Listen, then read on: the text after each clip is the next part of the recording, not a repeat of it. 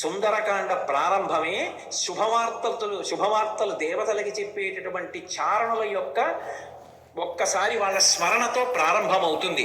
అంటే సుందరకాండ ఎవరు చదువుతున్నారో ఎవరు వింటున్నారో వాళ్ళు శుభవార్త వింటారు అన్నది అన్యాపదేశంగా వాల్మీకి మహర్షి జాతికి ఇస్తున్నటువంటి అభయం.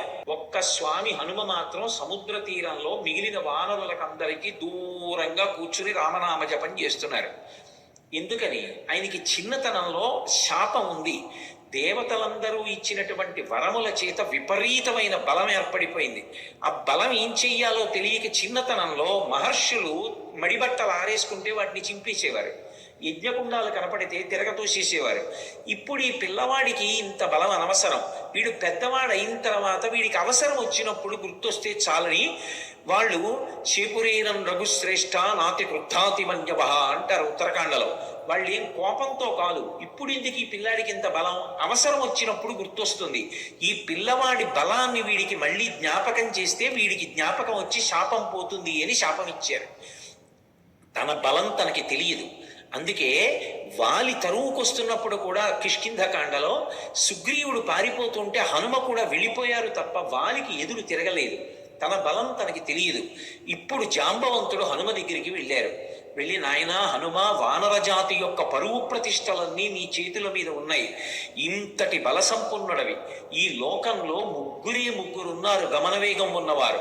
అంత వేగంగా వెళ్ళగలిగినటువంటి ప్రాణి నాలుగవది లేదు. మొట్టమొదటి వాడు వాయుదేవుడు నీ తండ్రి, రెండవ వాడు గరుత్మంతుడు, మూడవ వాడు నువ్వు. ఇంతటి వేగం కలిగిన వాడివి, ఇంత బలం కలిగిన వాడివి, ఇంత బుద్ధిబలం ఉన్నటువంటి వాడివి, నువ్వు వానర జాతి పరువు ప్రతిష్టలు రామకార్యం ఆలోచించకుండా చేతకాని వాడిగా ఇలా కూర్చుంటావా? నీ తల్లి పుంజకస్థల, ఆమె అప్సరస. ఒకానొక శాపకారణం చేత ఈ భూమి మీద జన్మించింది. ఈ భూమి మీద జన్మించి నీ తండ్రి అయినటువంటి కేసరికి భార్య అయింది. ఆమెకి వాయుదేవుని యందు ఔరసపుత్రుడిగా జన్మించిన వాడివి. పుట్టగానే అపారమైనటువంటి వేగంతో సూర్యమండలం వైపు ప్రయాణం చేసి ఉదయిస్తున్న సూర్యబింబం తినే ఫలం అనుకుని వెళ్ళావు. ఇంద్రుడు వజ్రం పెట్టి కొడితే హనువులంటే నీ యొక్క దవడ సొట్టబడి కింద పడ్డావు కాబట్టి నీకు హనుమ అని పేరు వచ్చింది. ఆ పేరు ఉంచుకోవాలి అని ఇంద్రుడు పరమ సంతోషంతో తన మెడలో ఉన్న పద్మాల మాల పైకెత్తి ఊపి, ఈ పిల్లవాడికి ఇంకొక పేరు ఉండకూడదు, నా వజ్రం చేత పుట్టిన పిల్లవాడిని కొడితే ఎడమ దవడ సొట్టబడింది కాబట్టి ఈ పిల్లవాడికి హనుమ అని పేరుంటుందన్నాడు. దేవతలందరూ తమ శక్తులు ధారపోశారు. నీ అంత శక్తివంతుడు లోకంలో ఇంకొకడు లేడు. ఇంతటి వేగం కలిగిన వాడివి, ఇంత శక్తి కలిగిన వాడివి నువ్వు ఇలా కూర్చుంటావా? ఒకప్పుడు నాకు కూడా ఎంతో బలం ఉండేది. వామనమూర్తిగా శ్రీ మహావిష్ణువు ఈ భూమ్యాకాశములనన్నింటినీ ఆక్రమిస్తే ఇంతంతైవటుడు ఇంతయై వరుయుతానింతై యభోవీధిపై ఎంతై తోయిత మండలక్రమణ కల్లంతై ప్రభారాశిపై ఎంతై చంద్రునకంతయై ధ్రువునిపై ఎంతై మహర్వాటిపై ఎంతై సత్య పదోన్నతుండకుచు బ్రహ్మాండాంత సంవర్ధి అని పెరిగిపోతే ఆ వామనమూర్తికి త్రివిక్రమావతారానికి 21 మార్లు ప్రదక్షిణం చేశాను నేను. కానీ ఇప్పుడు వృద్ధుణ్ణైపోయాను, బడలిపోయాను, 100 యోజనములు దాటలేను. కాబట్టి పిల్లవాడివి, శక్తివంతుడవు, నువ్వు శక్తి పుంజుకొని బయలుదేరాలని జాంబవంతుడు హనుమతో మాట్లాడి ఒక మాట అన్నాడు. హనుమాన్ హరిరాజస్య సుగ్రీవస్య సమోహ్యపి రామలక్ష్మణయోశ్చాపి తేజసాచ బలీనచ. జాంబవంతుడు రామాయణంలో ఏదైనా చెప్పాడు అంటే దానికి ఒక ప్రమాణం ఉంటుంది. ఎందుకంటే సృష్టికర్త అయిన బ్రహ్మగారు ఆవలిస్తే బ్రహ్మగారి అంశతో బయటికి వచ్చినటువంటి వాడు. ఆయన అంటున్నాడు, హనుమాన్ హరిరాజస్య, ఓ హనుమ, నువ్వు వానరులకంతరికీ కూడా రాజుతో సమానమైన వాడివి. పేరుకి సుగ్రీవుడు రాజు, కానీ సుగ్రీవుడి కన్నా నువ్వు ఏ విషయంలో తక్కువ కాదు. సుగ్రీవుడే కాదు, రామలక్ష్మణయోశ్చాపి తేజసాచ బలీనచ, రామలక్ష్మణులతో కూడా నువ్వు తేజస్సులో బలంలో సమానమైనటువంటి వాడివి. అటువంటి వాడివి ఇలా కూర్చుంటావా? ఉత్తిష్ట హర్షాత్తూల హరిషాత్తూల లంఘవస్య మహార్ణవం పరాహి సర్వభూతానాం హనుమన్యా గతిస్తవ. ఓ హనుమ, నీవు నీ బలాన్ని జ్ఞాపకాన్ని తెచ్చుకొని పైకి లేచి ఈ సముద్రాన్ని దాటు. నువ్వు దాటుతున్నప్పుడు ఈ బ్రహ్మాండంలో ఉన్నటువంటి సమస్త భూతములు ఆశ్చర్యపోతాయి నీ గమనశక్తిని చూసి. ఆశ్చర్యపోయి భూతకోటి అంతా లేచి నిలబడి నమస్కరిస్తుంది. అంత వేగంతో వెళ్ళగలిగిన వాడివి. అటువంటి వాడివి ఇలా కూర్చోకూడదు. వానర జాతి పరువంతా నీ చేతిలో ఉంది. నువ్వు ఇవాళ వెళ్ళి సీతమ్మ దర్శనం చేసి వచ్చి ఆమె జాడ తీసుకొస్తే మనం వెళ్ళి మళ్ళీ సుగ్రీవుడికి చెప్తే, సుగ్రీవుడు రాముడికి చెప్తే, రాముడి వలన ఉపకారం పొందినటువంటి సుగ్రీవుడు ప్రత్యుపకారం చేశాడనేటటువంటి మాట నిజమవుతుంది. లేకపోతే మన ప్రభువు పరువు పోతుంది, ప్రభువు చేత పరిపాలింపబడిన వానర జాతి పరువు పోతుంది. ఇంతమంది పరువు నీ చేతిలో ఉంది, ఇంతమంది శోకాన్ని పోగొట్టగలిగిన వాడివి నువ్వే, నాయనా లే అని ఒక్కసారి ప్రచోదనం చేస్తే శాప విమోచనం అయిపోయింది. తెలియక ఒక మాట అంటుంటారు, హనుమకి తన బలం గుర్తు చెయ్యాలని. మనం ఇప్పుడు జ్ఞాపకం చెయ్యక్కర్లేదు. ఎప్పుడో కిష్కింధకాండ చివరిలో సుగ్రీవుడు చేసినటువంటి స్తోత్రం చేత హనుమ యొక్క ఆ శాపమంతా విమోచనం అయిపోయింది. వెంటనే ఆయన తన బలాన్ని తాను జ్ఞాపకానికి తెచ్చుకొని మహేంద్రగిరి మీదకి ఎక్కుతూ అక్కడ నిలబడి ఒక మాట చెప్పారు, నా బలం నాకు జ్ఞాపకానికి వచ్చింది. నాతో సమానంగా వెళ్ళగలిగినటువంటి వాళ్ళు ఇద్దరే. ఒకటి నా తండ్రి వాయుదేవుడు, రెండు గరుత్మంతుడు. నేను ఎంత వేగంగా వెడతానంటే సూర్యుడు ఉదయాద్రి మీద ఉదయించి ప్రయాణం ప్రారంభం చేసినప్పుడు సూర్యుడితో పాటుగా ప్రయాణం ప్రారంభం చేసి సూర్యుడు మధ్యాహ్నానికి ఆకాశం మధ్యలోకి వచ్చేటప్పటికి నేను పశ్చిమాద్రికి వెళ్ళి పశ్చిమాద్రిని ముట్టుకుని మళ్ళీ తిరిగి వచ్చి మధ్యాహ్నం సూర్యబింబాన్ని కలవగలను. అంత వేగంతో వెళ్ళగలను. సముద్రం మీద నేను వెడుతున్నప్పుడు నా వేగాన్ని తట్టుకోలేక నా తొడల యొక్క వేగానికి సముద్రాన్నంతటినీ చాప చుట్టినట్టు చుట్టి నీటిని పైకెత్తి తీసుకుపోగలను. ఆకాశంలో ఉండేటటువంటి మేఘములనన్నిటినీ కూడా నా భుజముల చేత కట్టకట్టి ఈడ్చేయగలను. ఈవలి ఒడ్డున నిలబడి ఆవలి ఒడ్డుని నా చేతితో స్పృశించగలను. పర్వతములను పైకెత్తి ఆడి వాటిని చూర్ణములను చెయ్యగలను. ఈ భూమినంతటినీ చుట్టుతాను. సముద్రాలన్నింటినీ కూడా కలచివేసి అవి తమ చెలియల కట్టలు దాటి ప్రవహించేలా చెయ్యగలను. అంతటి శక్తివంతుడన్న విషయం నాకు అర్థమైంది. ఇప్పుడు నేను లంకాపట్టణానికి బయలుదేరుతున్నాను, మీరు నిశ్చింతగా ఉండండి మహేంద్రగిరి మీద నిలబడి సవేగవాన్ వేగ సమాహితాత్మ హరిప్రవీర పరవీరహంత మనస్సమాధాయ మహానుభావో జగామలంకాం మనసా మనస్వీ అని పూర్తి చేశారు మహర్షి కిష్కింధకాండ. ఆ హనుమ ఇంకా లంకాపట్టణానికి తన శరీరంతో వెళ్ళాలి. కానీ ఆయన అత్యంత ఉత్సాహంతో తన మనసుతో ఏనాడో చేరిపోయారు లంకాపట్టణానికి. శోకం అన్నది ఎక్కడుంటుందంటే మనసులో ఉంటుంది. ఆ శోకం పోవడానికి మార్గం ప్రయత్నం ఎక్కడుంటాయంటే మనసులోనే ఉంటాయి. ఆ మనసు పరిపుష్టం కావాలంటే, మళ్ళీ అటువంటి తేజస్సుని పుంజుకోవాలంటే, ఎంత కష్టాన్నైనా దాటగలగాలంటే హనుమ యొక్క అనుగ్రహంతో, సీతారాముల అనుగ్రహంతో మనసు ప్రచోదనం పొందాలంటే సుందరకాండ చదవండి. ఏం చెప్తారు? ఇంతమంది వానరులు ఉత్తర తీరంలో నిలబడిపోతే ఒక్క హనుమ మాత్రం ఎంత ఉత్సాహంగా వెడుతున్నారంటే శత్రుపురానికి మనసుతో ఆయన చేరిపోయారు. ఇక శరీరంతో వెళ్ళాలంతే. అంత అద్భుతమైనటువంటి రీతిలో ప్రయాణం చేయడానికి ఆ మహేంద్రగిరి మీద నిలబడినటువంటి స్వామి హనుమ యొక్క స్థితిని ఆవిష్కరిస్తూ సుందరకాండ ప్రారంభం అవుతుంది. ప్రారంభం చేస్తూ మొదటి శ్లోకంలో మహర్షి అంటారు, తతో రావణనీతాయా సీతాయా శత్రుకర్షణ ఈష పథమన్వేష్టం చారణాచరితే పథి. చారణులు ప్రయాణం చేసేటటువంటి మార్గం ఏదుందో ఆ మార్గంలో ప్రయాణం చేసి రావణుడి చేత అపహరింపబడినటువంటి సీతమ్మ జాడ కనిపెట్టడానికి స్వామి హనుమ శత్రుకర్షణుడై సంకల్పమును చేసి ఉన్నారు. ఎవ్వరూ చెయ్యలేనటువంటి సంకల్పం. అవతల దుర్నిరీక్షుడైనటువంటి రాక్షసుడు, అపారమైనటువంటి తపస్సు చేసినవాడు, కాంచనలంకకి అధిపతి, 100 యోజనముల సముద్రాన్ని దాటి వెళ్ళాలి. ఆవలి ఒడ్డున దిగిలి దగ్గర నుంచి విచ్చుకత్తులు పట్టుకుని రాక్షసులు నిలబడతారు. ఎవడి తేజస్సు చూసినంత మాత్రం చేత యమధర్మరాజు గారు కూడా కాకిలో దూరి పారిపోయాడో అంతటి మహాతేజస్ సంపన్నుడు. తన జీవితం మొత్తం మీద రామచంద్రమూర్తి చేతిలో చనిపోకముందు అతను ఓడిపోయింది ఇద్దరి చేతిలోనే. ఒకటి వాలి చేతిలో ఓడిపోయాడు, 2 కార్తవీర్యార్జునుడి చేతిలో ఓడిపోయాడు. దిక్పాలకుడిని కూడా ఓడించాడు, దేవతల్ని ఓడించాడు, ఇంద్రుణ్ణి ఓడించాడు. అంతటి శక్తివంతుడు, దుర్నిరీక్షుడు, అసలు చూడ్డం కూడా సాధ్యం కాదు. అంతటి తేజస్సుతో వెలిగిపోతుంటాడు.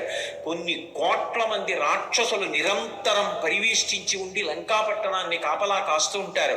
అటువంటి లంకాపట్టణంలో అతను ప్రాణ సమానంగా భావించి దాచినటువంటి సీతమ్మ యొక్క జాడ కనిపెట్టాలనేటటువంటి సంకల్పం చేసుకుని బయలుదేరుతున్నారంటే అటువంటి సంకల్పం చెయ్యగలిగినటువంటి వాడు వేరొకడు ఎక్కడుంటాడు. అందుకని ఈయేష ఎంత గొప్ప సంకల్పం చేశారు. అందుకని ఈయేష పథమన్వేష్టం చారణా చరితేపథి. చారణా చరితేపథి అంటే చారణులు అంటే దేవగాయకులు. రామాయణంలోనే అనేక చోట్ల వాళ్ళ ప్రస్తావన వస్తుంది. శంకర భగవత్పాదులు చేసినటువంటి నవరత్నమాలికా స్తోత్రంలో కూడా చారణుల గురించినటువంటి ప్రస్తావన ఉంటుంది. చారణులు ఎప్పుడు శుభవార్తలు చెప్తూ ఉంటారు. సుందరకాండ ప్రారంభమే శుభవార్తలు దేవతలకి చెప్పేటటువంటి చారణుల యొక్క ఒక్కసారి వాళ్ళ స్మరణతో ప్రారంభమవుతుంది.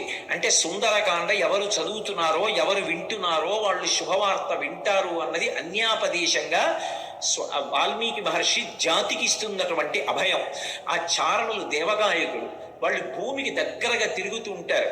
వారు భూమి మీద దిగరు, ఆకాశ మార్గాల్లో వెడుతూ ఉంటారు.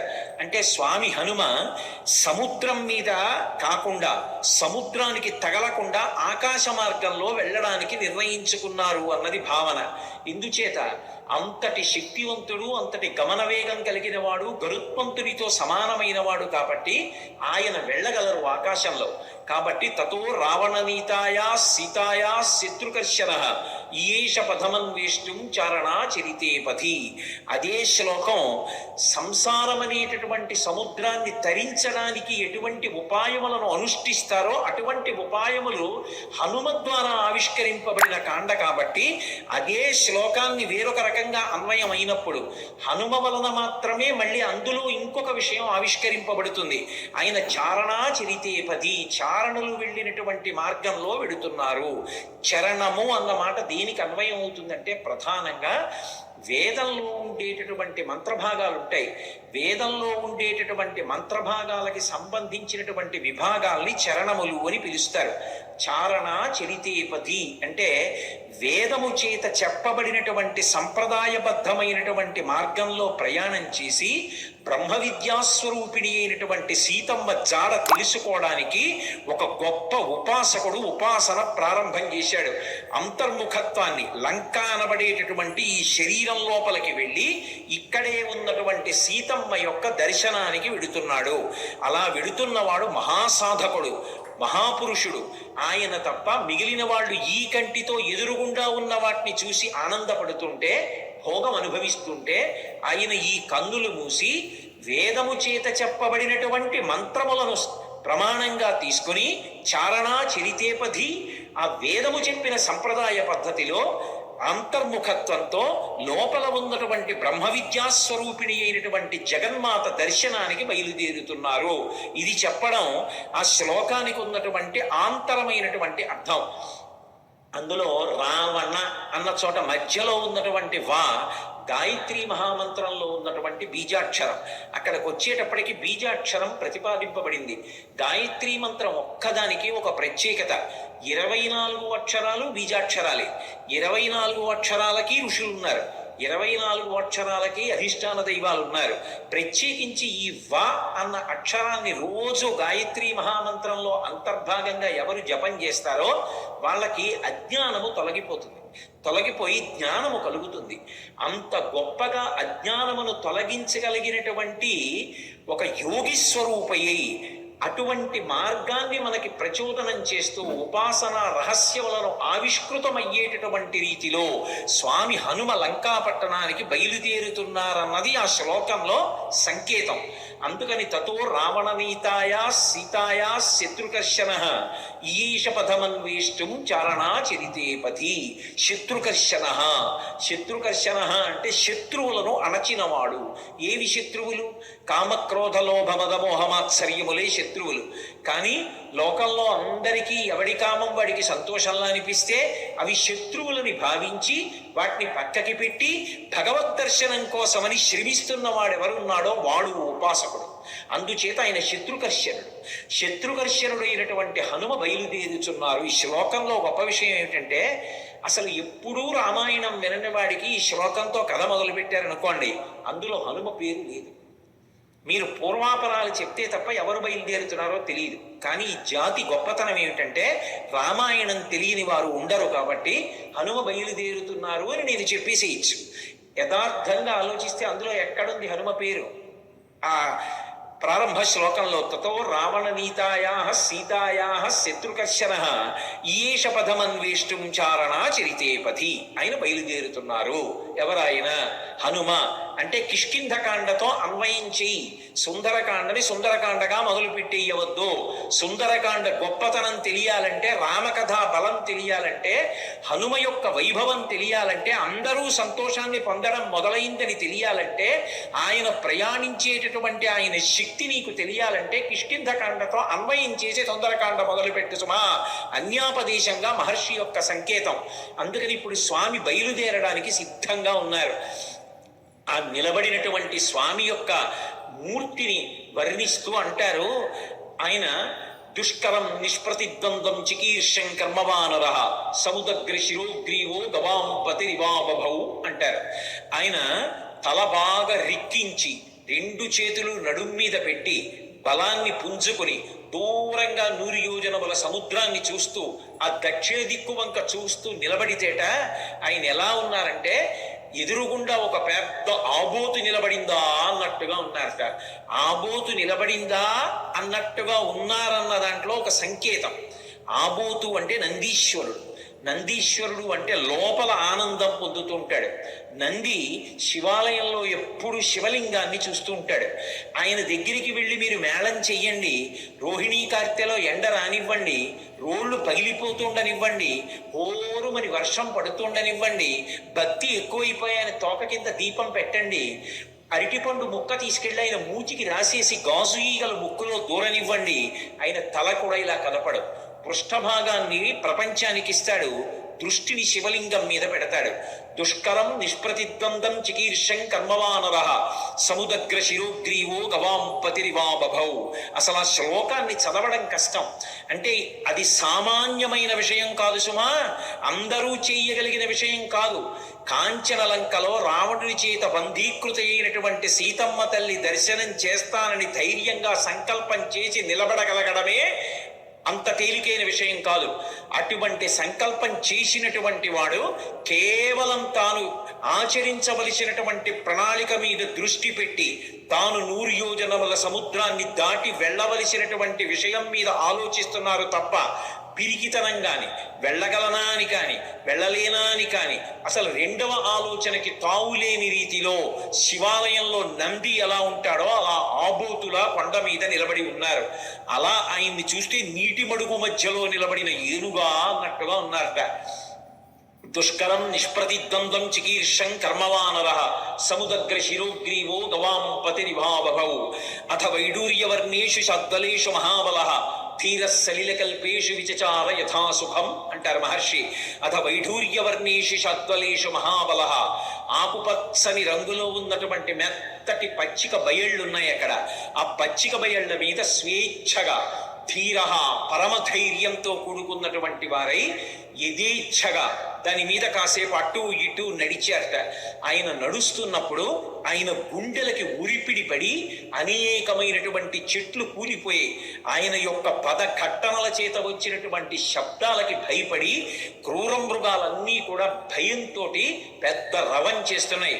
ఆయన మాత్రం ధీరుడై పచ్చిగడ్డిలో అటు ఇటు తిరిగారు.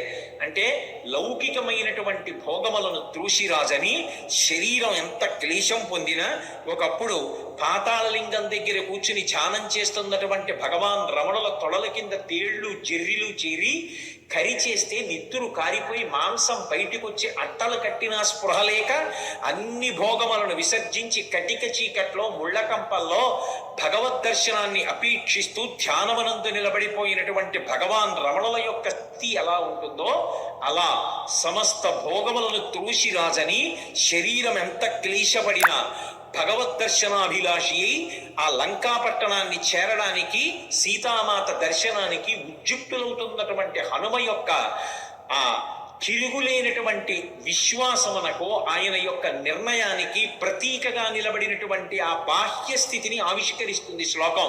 అందుకనే అథ వైడూర్యవర్ణేషు శాద్వలేషు మహాబలః ధీర సలిలకల్పేషు విచచార యథాసుఖం.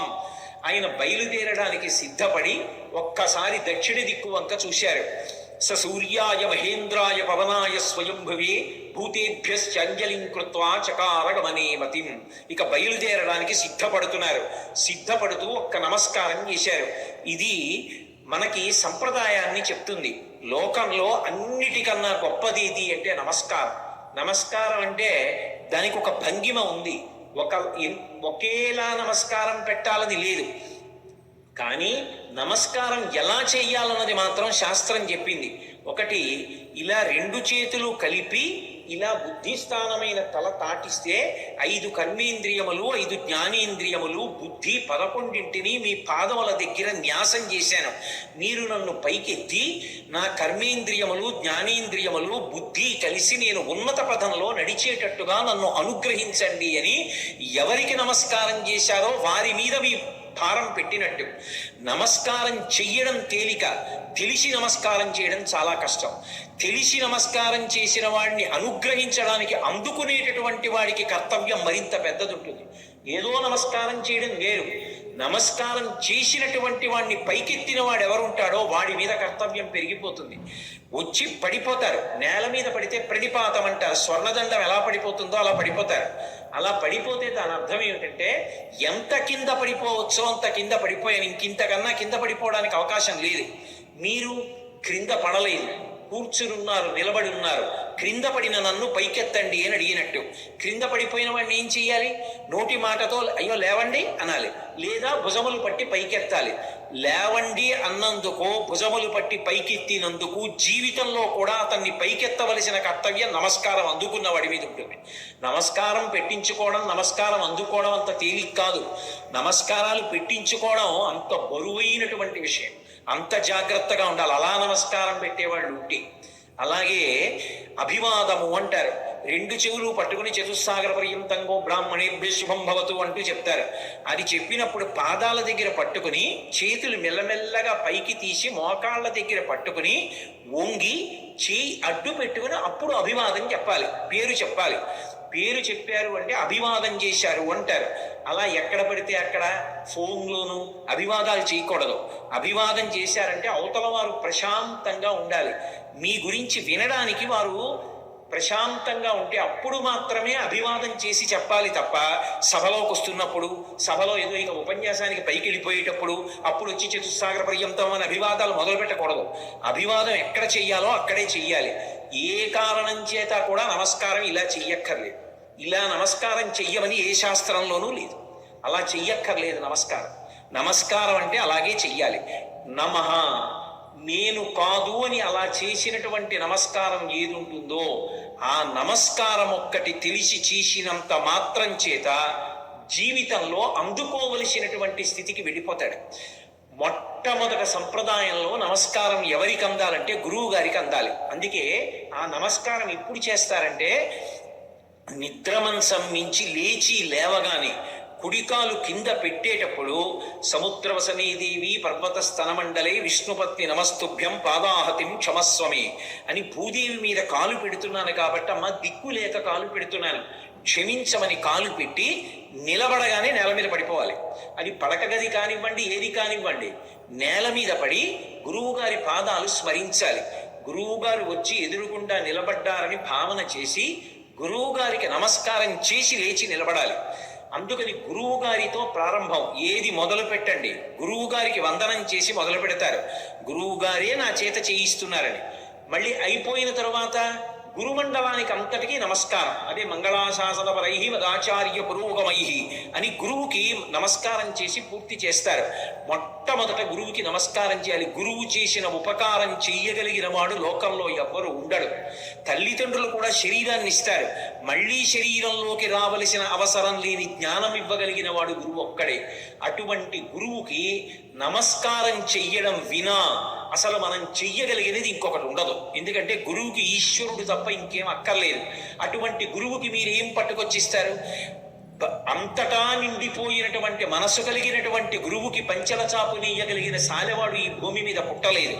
గురువుకి చేసేది నమస్కారం ఒక్కటే. అందుకే రుక్మిణీదేవి అంటుంది భాగవతంలో, జలజాతిక్షణు తోడి తెచ్చితివి నా సందేశముని చెప్పి నను నిలువం పెట్టితివి నీ కృపన్ బ్రతికితిన్ నీకన్న పుణ్యాత్మకుల్ కలరే దీనికి నీకు ప్రత్యుపకృతిని చెయ్యంగనేనేర అంజలి ఘటించదభుసురాన్వయమణి సద్బంధు చింతామణి అంటుంది. అంజలి అంటే రెండు చేతులు ఇలా పెట్టి నమస్కరిస్తే అంజలి పట్టారు అంటారు. అంజలి ఘటించదభుసురాన్వయమణి సద్బంధు చింతామణి అంటుంది. గురువు గారిని తలుచుకుని నమస్కారం చెయ్యకుండా ఏ కార్యం చెయ్యకూడదు. శ్రీ గురుభ్యో నమః అని ప్రారంభం. అందుకే హనుమ సంప్రదాయాన్ని నేర్పుతున్నారు, లేదా రామాయణము వేదోప బ్రహ్మణము మనం ఎలా బ్రతుకాలో నేర్పుతుంది. సూర్యాయ సూర్య భగవానుడికి నమస్కారం. వెడుతున్న కార్యం లంకాపట్టణానికి వెళ్ళి సీతమ్మను అన్వేషించాలి. శరీరంలో అవయవాలకి బలం ఉండాలి. అవతల శత్రువుల్ని మర్దించాలి. రావణుడితో మాట్లాడాలి. సీతమ్మ దర్శనం చెయ్యాలి. దీనికి ఇంద్రియములన్నిటికీ కూడా పటుత్వం ఉండాలి. సమస్త ఇంద్రియములకు పటుత్వమునివ్వగలిగినటువంటి మహేంద్రుడికి నమస్కారం. సూర్యాయ మహేంద్రాయ పవనాయ ఈ శరీరాన్ని ఇచ్చినటువంటి నా తండ్రి వాయుదేవుడికి నమస్కారం. స్వయంభువే అంటే బ్రహ్మగారిని ఒక అర్థం, లేదా రామచంద్రమూర్తికే నమస్కారం చేశారని ఒక అర్థం. స్వయంభువే భూతేభ్యశ్చాంజలిం కృత్వా సమస్త భూతకోటికి నమస్కరిస్తున్నాను. నేను వెడుతున్న ఈ కార్యం ఇంత గొప్ప కార్యం, దీనికి సమస్త భూతములు నాకు ఉపకరించుగాక. ఎంత వినయంతో బయలుదేరుతున్నారో చూడండి. ఎంత పెద్ద కార్యాన్నైనా ఎవడు సాధిస్తాడంటే ఎవడు వినయంతో నిలబడగలడో వాడు సాధిస్తాడు తప్ప ఇంత పెద్ద కార్యం మీద పెడుతున్న వాడిని నేను అనుకున్నవాడు ఎవడున్నాడో వాడు సాధించలేడు. ఇన్ని కోట్ల మంది వానరులు చెయ్యలేని పని చెయ్యడానికి ఆయన ఒక్కడెడుతున్నాడు. కానీ మీరు చెయ్యలేని దానికి నేను ఎడుతున్నానంట లేదు. ఇంత పెద్ద కార్యానికి నేను వెడుతున్నాను కాబట్టి మీరందరూ నాకు ఉపకారం చెయ్యాలి. మీరు లేని నేను చెయ్యలేను. భూతేభ్యశ్చంజలిం కృత్వా చకారగమనేవతిం. కానీ వెడుతున్నది దక్షిణ దిక్కుకు వెడుతున్నారు. ఏదైనా శుభకార్యం ప్రారంభం చేస్తూ దక్షిణ దిక్కుకి తిరిగి నమస్కారం చెయ్యకూడదు. ఒక్క సంధ్యావందనంలో మాత్రం దిగ్దేవతా నమస్కారం చేస్తాం.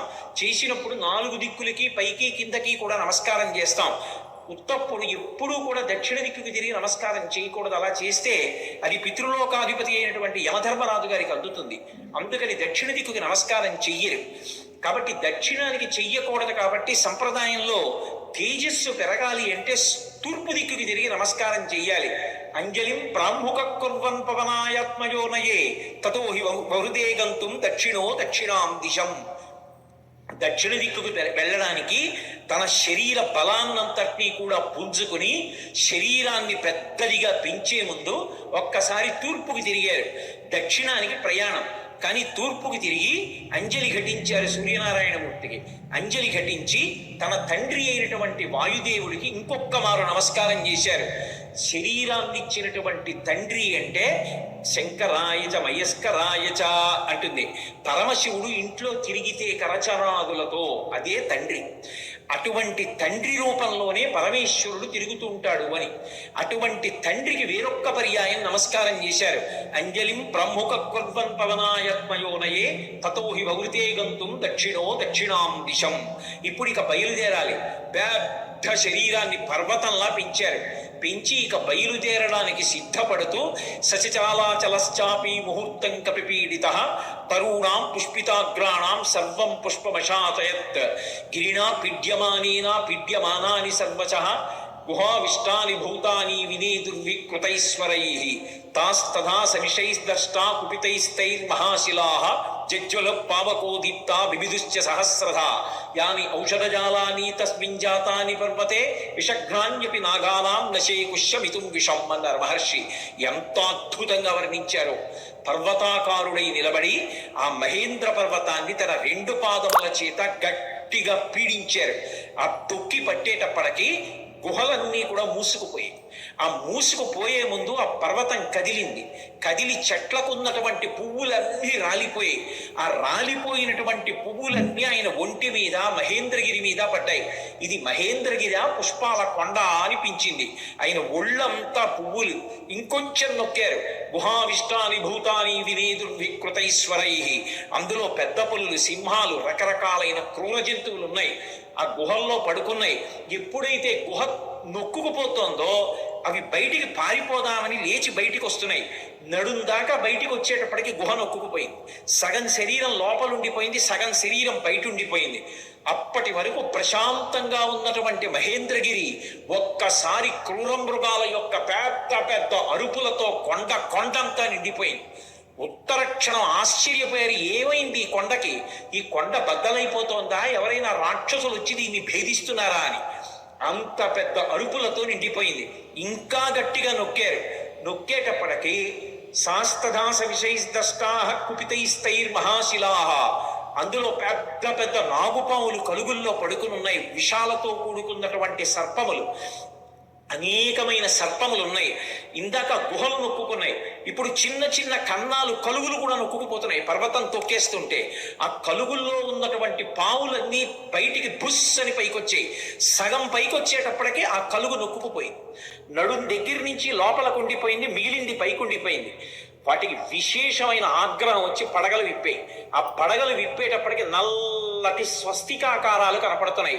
ఒక్కసారి మహేంద్రగిరి అంతా పావులన్నీ పడగలు విప్పితే స్వస్తికాకారంతో పావుల పడగలు కనపడుతుంటే విచిత్రమైనటువంటి శోభని పొందింది.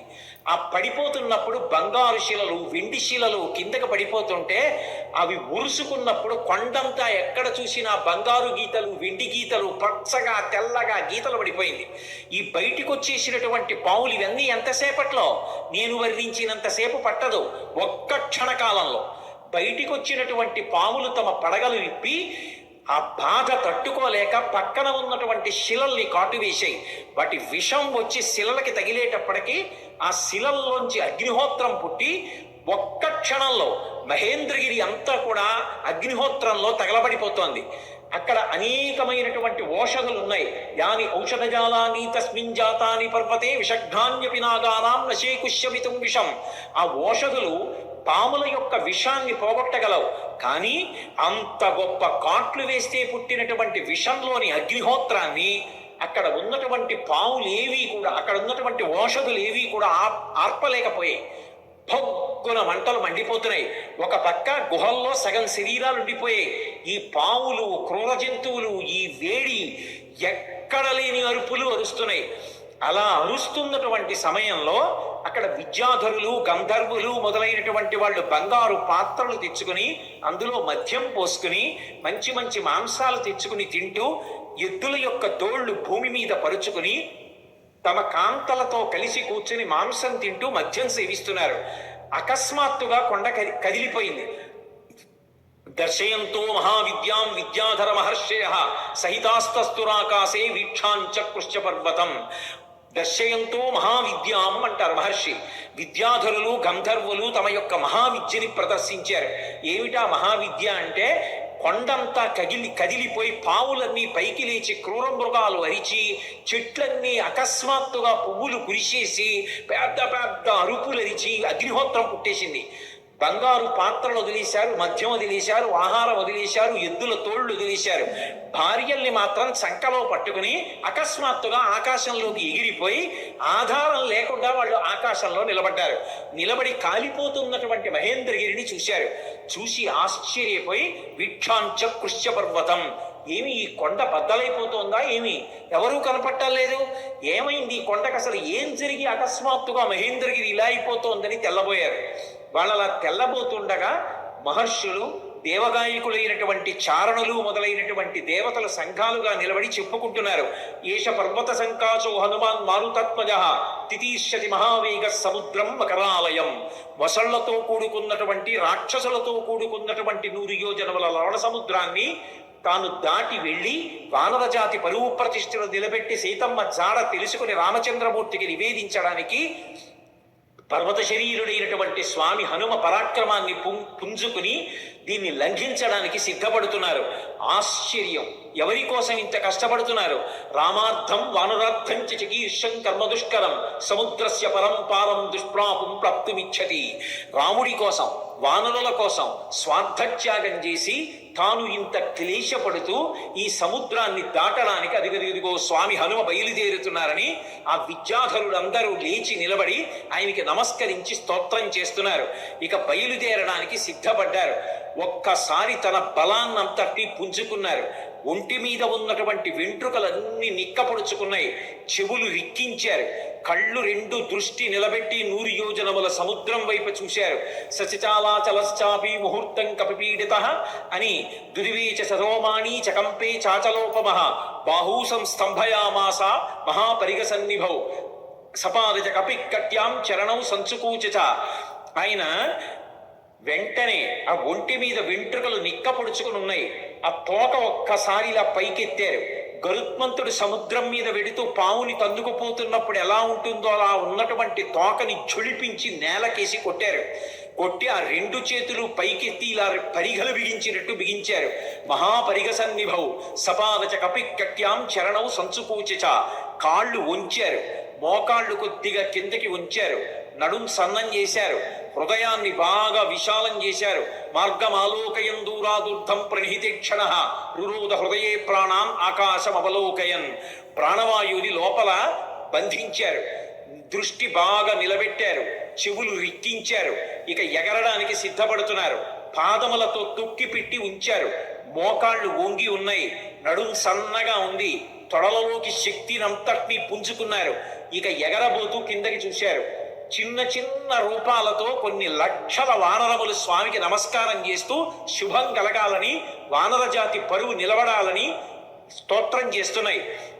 వాళ్ళ వంక చూసి ప్రతిజ్ఞ చేశారు. తతో రావణనీ నేను బయలుదేరే ముందు యథా రాఘవ నిర్ముక్త శరస్వసన విక్రమ గచ్చేతత్గమిష్యామి లంకాం రవణపాలితాం నహి ద్రక్ష్యామి ఇది లంకాయాం జనకాత్మజాం అనీన విహివేగేన గమిష్యామి సురాలయం బద్ధ్వా రక్షత రాజేన మానయిష్యామి రావణం సర్వదా కృతకార్యోహామీష్వామి సహసీతయా అన్నారు. నేను ఇప్పుడు బయలుదేరి వెళ్ళేటప్పుడు నా శక్తితో వెళ్ళటం లేదు. రామచంద్రమూర్తి తన ఎడమ చేత్తో బంగారు కోదండాన్ని పట్టుకుని అక్షయ బాణతూణీరంలోంచి బాణాన్ని తీసి కుడి చేతితో వింటినారికి సంధించి ఆకర్ణాంతంలాగి విడిచిపెట్టబడినటువంటి రామబాణం మధ్యలో ఆగకుండా వెళ్లి లక్ష్యం మీద ఎలా పడిపోతుందో అలా రామచంద్రమూర్తి యొక్క అనుగ్రహాన్ని పొందినటువంటి నేను లంకాపట్టణం మీద వెళ్లి పడతాను. ఆ పడిన తరువాత సీతమ్మ జాడ కనిపెట్టడానికి అన్వేషిస్తాను. ఒకవేళ నాకు సీతమ్మ జాడ దొరకకపోతే 10 తలలు కలిగినటువంటి రావణాసురుణ్ణి బంధించి తీసుకొచ్చి ప్రస్రవణ పర్వత చక్రముల మీద కూర్చున్న రామచంద్రమూర్తి పాదముల దగ్గర పడేసి వాడి చేత నిజం కక్కిస్తాను. ఒకవేళ రావణుడు కూడా కనపడకపోతే అక్కడి నుంచి స్వర్గలోకానికి వెళ్లి స్వర్గలోకంలో కూడా సీతమ్మను అన్వేషిస్తాను. స్వర్గంలో కూడా సీతమ్మ కనపడకపోతే తిరిగి వచ్చి రావణుని యొక్క లంకాపట్టణాన్ని పెళ్లగించి చేత్తో పట్టుకుని తీసుకొచ్చి సుగ్రీవుడి యొక్క సన్నిధానంలో నిలబెడతాను. అటువంటి బలాన్ని పుంజుకుని నేను బయలుదేరుతున్నాను. మీరు బెంగ పెట్టుకోకండి, రామకార్యాన్ని సాధిస్తాను. ఈషా ధృతి ఆ పట్టుదలతో ప్రతిజ్ఞ చేసి ఇక బయలుదేరడానికి సిద్ధపడ్డారు. ఒక్కసారి ఎగిరేటప్పటికి ఊరు వేగోద్ధత వృక్షా ముహూర్తం కపిమన్వయం ప్రస్థిత దీర్ఘమధ్వానం సబంధు వివబాంధవాహ. ఆయన ఒక్కసారి సముద్రం మీదకి ఏటవాలుగా తెల్లవారుజాము కాలంలో ఎగిరితే కొన్ని వందల సంవత్సరముల నుంచి ఆ పర్వతం మీద పెరుగుతున్నటువంటి మహావృక్షములు కూడా కూకటి వేళ్లతో సహా పెకలింపబడి ఆయన తొడల వేగానికి ఆయనతో పాటుగా వెళ్ళి కొంత దూరం వెళ్ళిన తరువాత ఇక ఆ వేగంతో వెళ్ళలేక సముద్రంలో పడిపోయి చిన్న చిన్న చెట్లు చాలా దూరం వెళ్ళాయి. ఆ వెళ్ళడం ఎలా ఉందంటే ముఖ్యమైనటువంటి బంధువులు దూర ప్రదేశానికి ప్రయాణం చేస్తుంటే అనుభవించి కొంత దూరం వెళ్ళి వీడ్కోలు పలికి వెనక్కి వస్తున్నటువంటి బంధువుల సమూహమా అన్నట్లుందిట. మహారాజుని అనుగమించి మహారాజు వెంట పెడుతున్నటువంటి సైన్యమా అన్నట్టుగా ఉందిట. ఒక దాంట్లో నిర్బంధం, ఒక దాంట్లో ఐచ్ఛికం. బంధువులు వెళ్ళేటప్పుడు స్వచ్ఛందంగా వెడతారు. సైన్యం వెళ్ళేటప్పుడు రాజుని అనుగమించాలి, రాజాజ్ఞ. ఎలా వెడతారో అలా వెడుతున్నారు. అలా వెళ్ళి ఆ చెట్లన్నీ కూడా బరువైనటువంటి చెట్లు ముందు పడిపోయాయి. తేలికైన చెట్లు చాలా దూరం హనుమతో పాటు వెళ్ళాయి. ఇన్ని చెట్లు ఏకకాలంలో పైకి లేచిపోయి ఆయనతో పాటు వెళ్ళిపోతుంటే ఈ చెట్లకున్నటువంటి పువ్వులన్నీ కూడా పడిపోతే స్వామి శరీరం నిండా ఎక్కడ చూసినా పువ్వులు, ఆకులు, మొగ్గలు అలంకృతమైపోయి ఆయన ఎలా ఉన్నారంటే మిరుపులతో కూడుకున్నటువంటి మేఘం ఆకాశంలో ప్రయాణం చేస్తే ఎలా ఉంటుందో అలా ఉన్నారు. ఆ పువ్వులన్నీ కూడా సముద్రంలో పడ్డాయి. ఆ సముద్రంలో పడినప్పుడు ఆ సముద్రం అంతా పువ్వులతో కూడి నక్షత్రములతో కూడుకున్న ఆకాశం భూమి మీదకి వస్తే ఎలా ఉంటుందో సముద్రం అలా ఉంది. అంత వేగంతో ఆయన వెళ్ళిపోతున్నప్పుడు ఆ గాలి ఆయన యొక్క బాహుమూలములలోంచి అంటే సంకలలోంచి వెనక్కి వెడుతున్నప్పుడు విచిత్రమైనటువంటి రవం చేస్తోంది. యథేచ్ఛగా ఆకాశంలో వెళ్ళిపోతూ పిబన్నివ బభౌచాపి సౌర్మిమాలం మహార్ణవం పిపాసు రివచాకాశం దదృశేష మహాకపి. ఆయన ఆ వెడుతున్నప్పుడు ఎలా ఉందంటే ఇలా పైకి చూస్తే మెరుపుల ముద్ద వెళ్ళిపోతున్నట్టుగా ఆకాశాన్ని ఎవరో తాగేస్తున్నారా అన్నట్టుగా ఉంది. ఆయన వెడుతున్నంతసేపు ఎంత దూరం ఆయన ప్రయాణం చేస్తే అంత దూరం సముద్రం చాప చుట్టినట్టు పైకి లేచి ఆయన శరీరం అలా వెళ్ళిపోగానే ఆయనకి తగులుతోందా అన్నట్టుగా పైకి లేచి విరిగి కెరటం పడిపోతోంది. అలా సముద్రం పైకి లేచిపోయి సంక్షోభాన్ని చెందుతోంది. పెద్ద పెద్ద చెట్లు పడిపోయి కెరటాలన్నీ కదిలిపోతున్నాయి. సముద్రంలో ఉండేటటువంటి ప్రాణులన్నీ క్షోభ చెందాయి.